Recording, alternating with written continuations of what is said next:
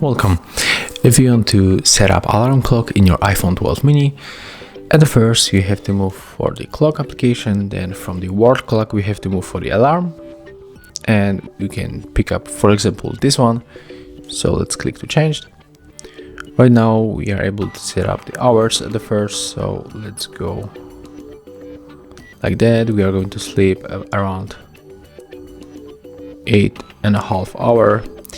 So right now remember to activate the wake up alarm, and we can of course change the sound, the volume of our sound.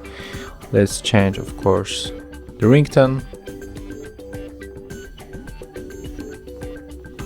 and we can also bring this other vibration.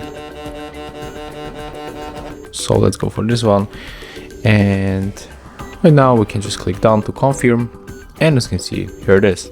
So that's how we can make it. Thank you guys for watching.